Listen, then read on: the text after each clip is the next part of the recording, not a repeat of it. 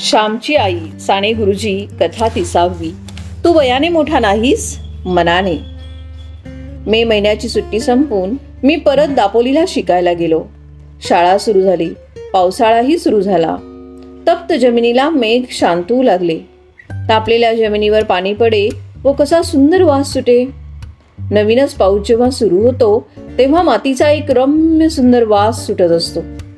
गंधवती पृथ्वी या वचनाची त्यावेळेस आठवण येते. फुलाफळामध्ये जो रस व जो गंध असतो, एक प्रकारचा स्वाद असतो, तो पृथ्वीच्याच पोटातला. घरून दापोलीस येताना यावेळेस मी एक निश्चय करून आलो होतो. सुट्टीत घरी असताना एके दिवशी लहान भाऊ नवीन सदऱ्यासाठी हट्ट धरून बसला होता. त्यावेळेस त्याची समजूत घालताना आई म्हणाली, तुझे अण्णादादा मोठे होतील, रोजगारी होतील, मग तुला 6 महिन्यांनी नवीन सदरा शिवतील. आता नको हट्ट करू. मित्रांनो, माझ्या लहानपणी कपड्यांचे बंड फार माजले नव्हते. आम्हाला कोट माहीतच नव्हता. कित्येक दिवस सदराही वर्षा 2 वर्षांनी नवीन मिळायचा. थंडीच्या दिवसामध्ये धोतर चौघडी करून गळ्याशी बांधून आम्ही शाळेत जायचो. मफलर नव्हते, जाकीट नव्हती, गरम कोट नव्हते. आता शहरात तर विचारूच नका, पण खेड्यांतून सुद्धा कितीतरी कपडे लागतात. वारा, प्रकाश याचा अंगाला जितका स्पर्श होईल तितका चांगला. वारा व प्रकाश याच्या रूपाने प्रत्यक्ष परमेश्वरच आपली अंगे स्वच्छ करायला जणू येत असतो. परंतु त्या सृष्टी माऊलीला आपण अंगास हात लावू देत नाही व नाना रोग शेवटी आपल्याला जडतात. एक रशियन डॉक्टर म्हणतो, जगातील पुष्कळसे रोग फाजील कपड्यांमुळे होतात. रशियातील मुले फार थंडी नसली म्हणजे फक्त लंगोट लावूनच शाळेत जातात. कपडा कमी वापरण्याची वृत्ती नवीन रशिया निर्माण करीत आहे. विचाराच्या डोळ्यांनी रशिया पाहण्याचा यत्न करीत आहे व तसे चालवण्याचेही ठरवित आहे. माझ्या धाकट्या भावाचा सदरा फाटला होता. आईने त्याला 2-3 घाबड्या लावून दिल्या होत्या. आपल्या भावाला नवीन कपडा शिवून न्यायचा असे मी ठरवून आलो होतो. परंतु पैसे कुठून आणायचे? माझे वडील कोर्ट कचेरीच्या कामास वरचेवर दापोलीला दारिद्र्य येत होते. तरी कज्जे दलाली सुटली नव्हती. व्यसनच असते तेही. काही लोकांना कोर्ट कचेऱ्यांशिवाय चैनच पडत नाही. स्वतःचे संपले तर दुसऱ्याचे खटले चालवायला ते घेतात. तुझा खटला मी जिंकून दिला तर मला इतके पैसे दे, खटला फसला तर झालेला खर्च सारा माझा, असे सांगून खटला चालवण्याची कंत्राटे घेणारे लोक मी पाहिले आहेत. वडील दापोलीला आले म्हणजे आना-दोनाने मला खाऊला देत असत. खाऊच्या पैशातून 1 पैसा खाऊमध्ये न खर्चण्याचा मी ठरवले. ज्येष्ठामध्ये आमची शाळा सुरू झाली. गणेश चतुर्थीला 3 महिने होते. तेवढ्या महिन्यामध्ये या खाऊच्या पैशांचा रुपयाभर जमला होता. गणेश चतुर्थीस धाकट्या भावास कोट किंवा सदरा शिवून न्यायचाच असा मी निश्चय केला. देहावर डोळे होते. रोज पैसे मोजत होतो. गणेश चतुर्थी जवळ येत चालली होती. माझ्याजवळ 1 रुपया 2 आणे जमले होते. गौरी गणपतीला नवीन कपडे करतात. आपल्या गावातील मुलांना त्यांचे आईबाप नवीन कपडे शिवतील. परंतु माझ्या भावाला कोण शिवील? माझ्या भावाला मी शिवून देईन. मी शिंप्याकडे गेलो. माझ्या भावाच्या वयाचा एक मुलगा मी बरोबर घेऊन गेलो. त्याच्या अंगाचा कोट शिवायला मी सांगितले. 2 वार कपडे घेतले, अर्धा वार अस्तर घेतले. कोट तयार झाला. जवळच्या पैशामध्ये सारा खर्च भागला.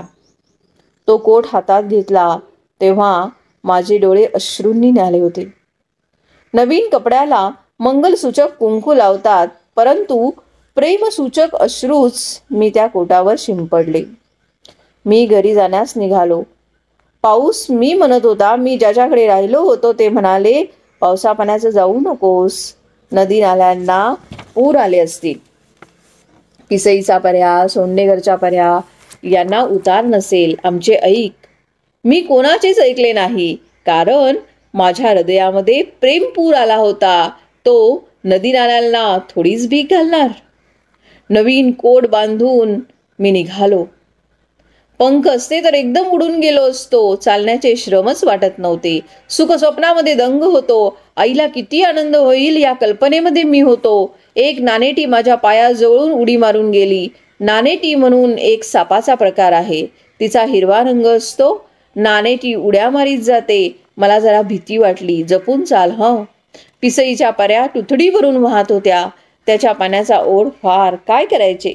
आईचे नाव घेतले. शिरलो पाण्यामध्ये. हातात काठी होती.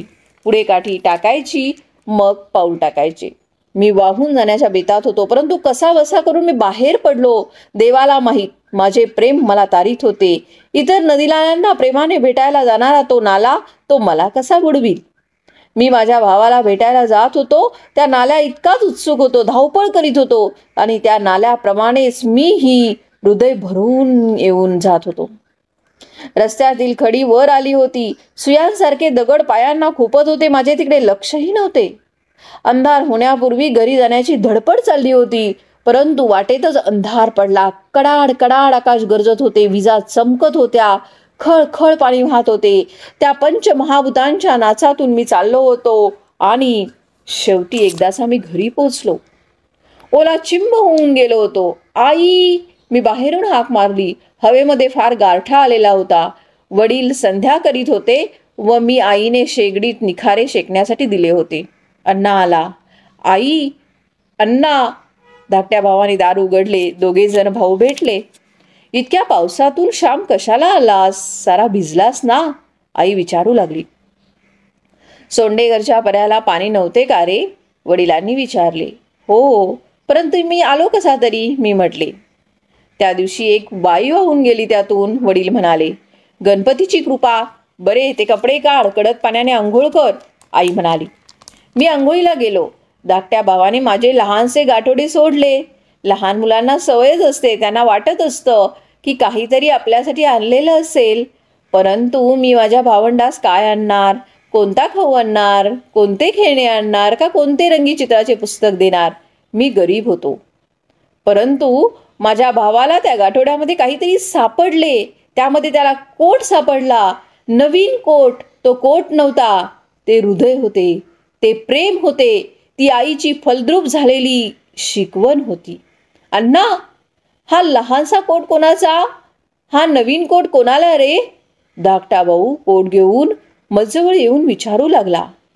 मग सांगेन, घरात जा घेऊन, मी म्हटले. आई, हा बघ ना कोट. हा काही अण्णाच्या अंगाचा नाही. हा मला आणलाय. होय आई? धाकटा भाऊ आईला विचारू लागला. आईने कोरडे धोतर दिले. मी चुलीजवळ शेकत बसलो. आई म्हणाली, श्याम, हा कोणाचा कोट रे? मोरू जोशांकडे का द्यायचा आहे? कापातल्या मुक्याने पाठवला असेल, वडील म्हणाले. नाही, हा मी पुरुषोत्तमसाठी शिवून आणला आहे, मी म्हटले. पैसे रे कुठले? कोणाचे कर्ज काढलेस की काय? का फीचे दवडलेस? वडिलांनी विचारले. कोणाच्या पैशांना हात तर नाही ना लावलास? आईने कातर स्वरामध्ये विचारले. आई, त्या दिवशी तू सांगितले होतेस ना, हा पहिला आणि शेवटचा हात लावलेला, ते मी विसरेन का? मी कर्ज काढले नाही. मी कुणाचे पैसे चोरलेही नाहीत आणि फीचे सुद्धा खर्च केले नाहीत, श्याम म्हणाला. मग उदार का शिवून आणला श्याम? वडिलांनी विचारले. भाऊ, तुम्ही मला खाऊला आणे 2 आणे देत होता ना, ते मी जमवले. गेल्या 2-3 महिन्यांचे सारे जमवले आणि त्यातून हा कोट शिवून आणला. आई म्हणत असे ना, तुझे अण्णादादा मोठे होतील, मग तुला नवीन शिवतील कोट. मी मनामध्ये ठरवले होते की गणपतीला नवीन कोट आणायचा. पुरुषोत्तम, बघ तुला होतो का ते, मी म्हटले. अण्णा, हा बघ छान होतो आहे आणि आतलाही खिसा. आता माझी पेन्सिल हरवणार नाही. आई बघ, पुरुषोत्तम आईला दाखवू लागला. मी सांगितलेली हकीकत ऐकून आईला गहिवरून आलं आणि ती म्हणाली, श्याम, तू वयाने मोठा नाहीस, पैशाने मोठा नाहीस, शिकून मोठा नाहीस, परंतु मनाने आज तू खूप मोठा झालास. हेच प्रेम बाळांनो पुढेही ठेवा. या प्रेमावर देवा दृष्ट नको कुणाची पाडू. वडिलांनी सुद्धा माझ्या पाठीवरून हात फिरवला आणि ते बोललेच नाही, त्या हात फिरवण्यामध्येच सारे बोलणे होते, साऱ्या स्मृती होत्या. आई, याला कुंकू लावू का? पुरुषोत्तमने विचारले. बाळा, आता घडी करून ठेव.